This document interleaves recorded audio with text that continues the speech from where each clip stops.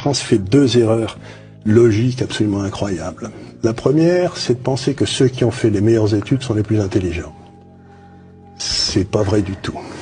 Mais c'est très difficile à faire admettre. C'est très difficile à faire admettre, mais quand j'étais dans mon université aux États-Unis, j'avais un professeur que j'aimais beaucoup qui nous avait un jour posé la question: pourquoi croyez-vous qu'on cherche à vous embaucher? Vous savez, j'étais dans une business school. Oui.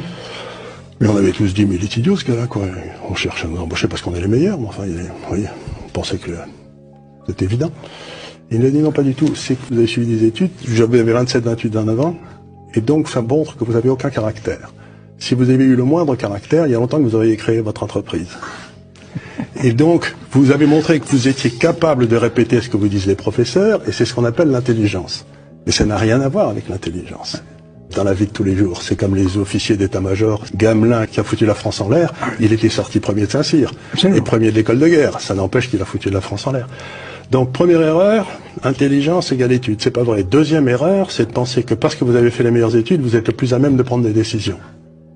Il n'y a aucun rapport entre les deux. Il n'y a pas de rapport, en effet. Donc, à partir de ces deux erreurs, on a bâti un système d'éducation qui fait monter les gars qui ont une mémoire de cheval, oui, et qui n'ont aucun caractère. C'est les deux caractéristiques des élites françaises.